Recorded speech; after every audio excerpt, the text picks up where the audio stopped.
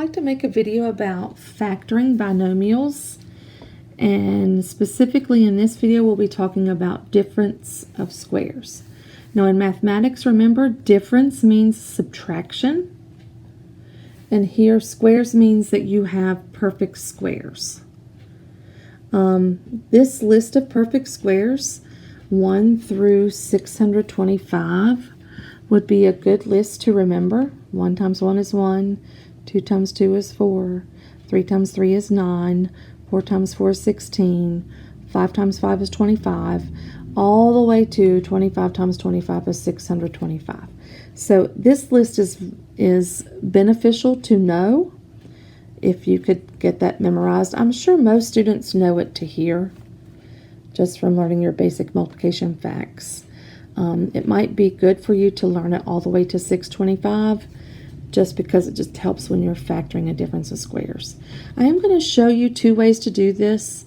I found, we'll see, I have to edit that out. I found this past year that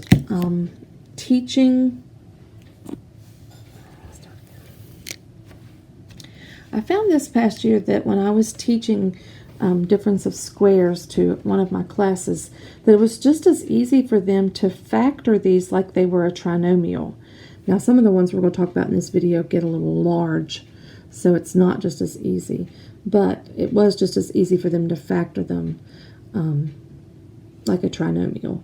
And then if you just learn to recognize the pattern and use the square root, then it would make it much easier. Now I want to show you what's considered to be the formula for difference of squares. I didn't write it on here, but I'm going to write it now. The formula, what I mean by that is when you have a difference of 2 squares, and this a and this b represent variables or numbers. So when you have something squared, subtract something squared. It's always going to factor into 2 empty binomials. One of them will have an addition sign, the other one will have a subtraction sign. It does not matter which place you put them. And then in the first spot of each of these is the square root of the first one here.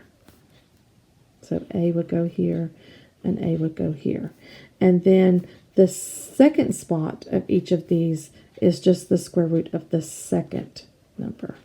The square root of b squared is b. That's what I mean here by recognize the pattern.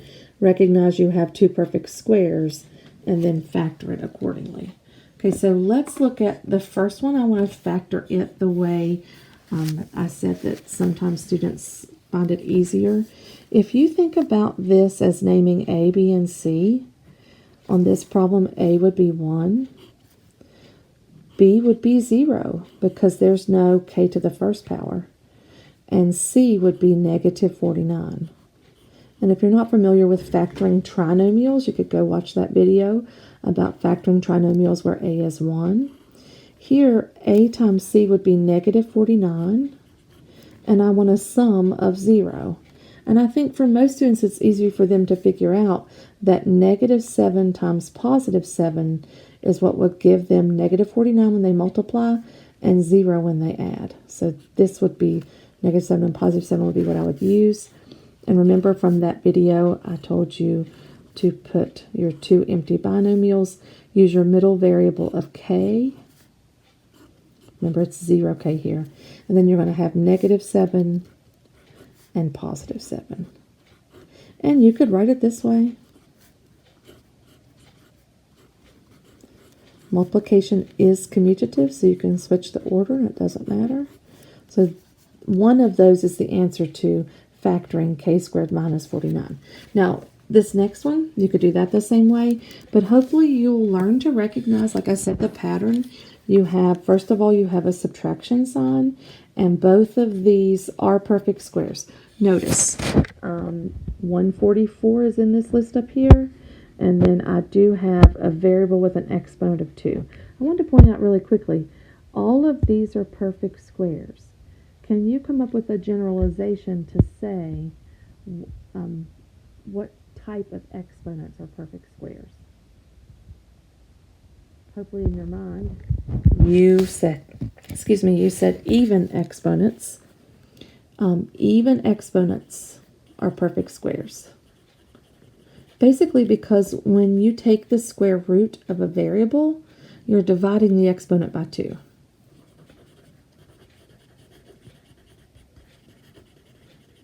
The square root of a squared is a. The root divided into the exponent. So 2 divided by 2 is a to the first power. Okay, oh, you couldn't see what I was doing there. The square root of a squared is a. So like I was saying, the root of 2 divided into the exponent, 2 divided by 2 is 1. And that's what you'll do when you're working with variables. So here we go. I'm going to factor this. I know this is a difference of 2 perfect squares. All I have to do is put 2 empty binomials, one with an addition sign, one with a subtraction sign. Take the square root of z squared, and that is z.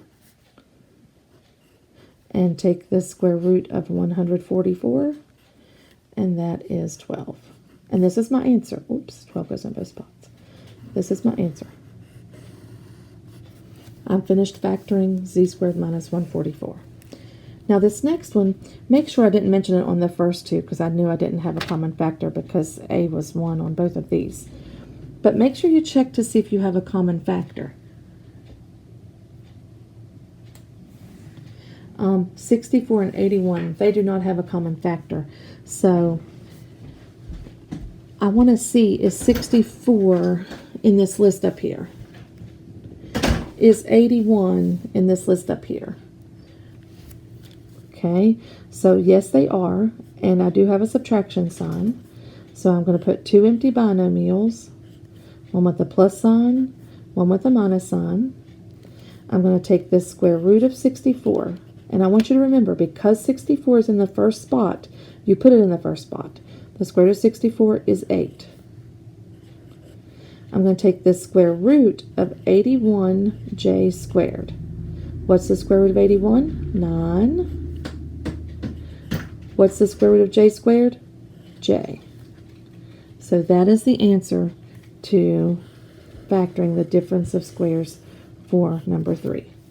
For question number 4, look at both of those terms. Hopefully the first thing you notice is that 8 is not in this perfect square list up here, nor is 450. So neither of those are perfect squares, but does that mean that I can't factor it using a difference of squares? No. Hopefully you notice that both of these have a common factor, and I think our mind, the first thing we try to do is say our common factor is 4. And that is not true. 4 is not the common factor. 4 does not divide evenly into 450.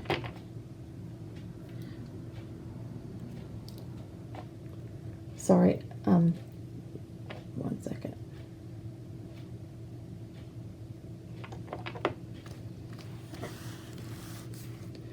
$450 divided by 4. See, it doesn't divide evenly. And then a lot of times students like to say that 8 might be the common factor because they think that this first number is always the common factor, but it's not. I don't think it is anyway. No. So, and how do I know it's not a common factor? Because when I divide it, I get a decimal. That's not a common factor. Okay, so 2 is the greatest common factor, or GCF, that between these two terms. So I'm going to take out that 2. I have to keep it though because factoring is undoing the distributive property. When I'm finished, my answer should be able to be multiplied out to get the original problem. So 8y squared divided by 2 would be 4y squared. 450, negative 450, I'll bring down the minus, divided by 2 is, what, 225? I think so. Yes. Okay, now, are these numbers in my list? 4 and 225. So yes, I do have a difference of squares. I need to keep this 2 and put 2 empty binomials, one with an addition sign, one with a subtraction sign. And then I'm going to take the square root of 4y squared. Square root of 4 is 2. That goes in the first spot of each of these. The square root of y squared is y. Made my subtraction sign a little large. The square root of 225, and you'll have this memorized eventually, is 15. So my answer to factoring 8y squared minus 450 is this answer here. 2 times the quantity 2y plus 15 times the quantity 2y minus 15.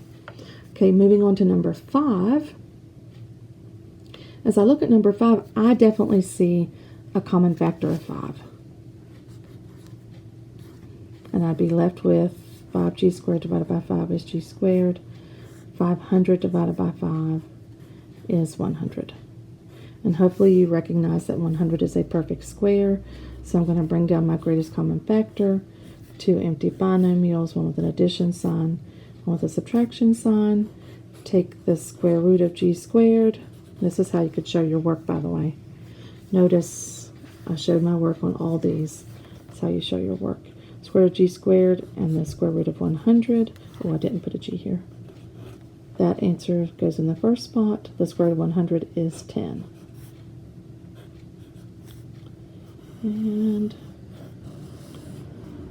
that's the answer to number 5. And on to number 6. This looks different. Do I have a common factor? 9 and 49? No. How about with variables? Do I have a common factor? No, this is a v squared, and this is a w squared, so I don't have a common factor either. Okay, so are these numbers in the list up there? Yes, they are. So I can automatically put 2 empty binomials, one with an addition sign, and one with a subtraction sign. I'm going to take the square root of 9v squared. Hopefully you see that 3v is the answer there. And I'm going to take the square root of 49w squared. Square root of 49w squared is 7w. And that is the answer to factoring 9v squared minus 49w squared. If you distributed 9v squared minus 21wv plus 21wv, which those middle terms would cancel out and make 0, minus 49w squared.